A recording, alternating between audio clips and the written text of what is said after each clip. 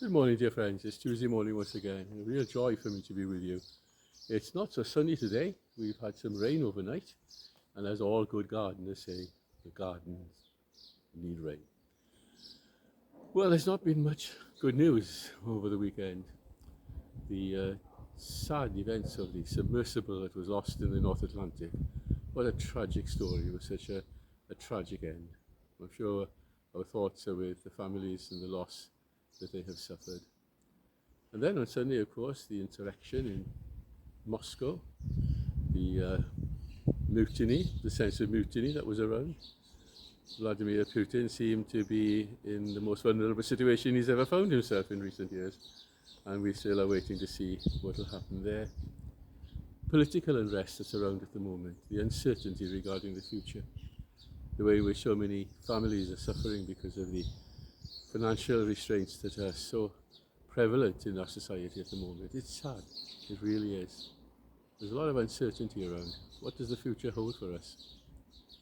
And yet there are lights in the darkness that are all around us really when we think about it. In the simple things of life. We thank God for those in our families and circle of friends who are kind to us, who care for us, especially those who are the most vulnerable. You and I know many people who in our society are phoning people to see how they are, taking people to hospital appointments, people who are doing shopping for those who are housebound. There's so much going on.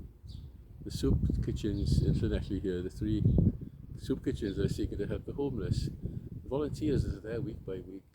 The charity shops in town seem to be buzzing with volunteers, and it's good to know that people are going out of their way to help and support those who are in need. On Sunday morning in Greenfield, we welcomed a group of students from Lesotho in Africa. They were on an exchange visit with the Bringwyn School here in Llanelli. It was a real joy to meet them, and it's lovely to know that the strong association that had been between Llanelli and Lesotho over the years was strengthened in mutual visits like this. They were delightful young people, and it was a joy to share with them. And pupils from Bringwyn who came along, and as teachers as well. It was lovely to see the gallery so full of young people on Sunday morning. It doesn't happen very often.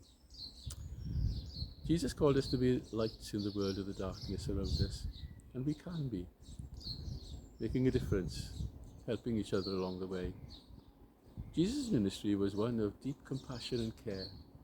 He challenged the religious authorities of the day because for them, religion, the law, was everything. They'd lost the common touch. They had made life so difficult for the ordinary people. And yet Jesus challenged them and called them whitewashed sepulchres. He told the story of a good Samaritan who went out of his way to help a man who was in need, a man of a different faith, a different culture. He spoke to children and took 5 loaves and 2 fishes and fed 5,000 people. He was someone who brought light to the darkness of so many. And he still does that today. We live in times that are indifferent to the church. Here in the community of Llanelli, we see that times have changed in terms of chapel and church attendance. But within every one of those communities of faith, there are those who seek to do his will, to bring light to the world around us and to help and support as we can and when we can. And that's the challenge that is upon us in the church. And you too can be part of that.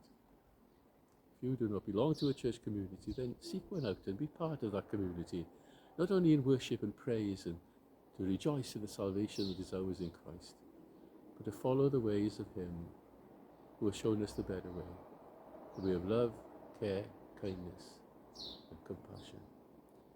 I pray that you will know that today, that you will be challenged by it today, and that you will know that God is with you and wants you, like me, to bring a little light to the world of darkness that is out there.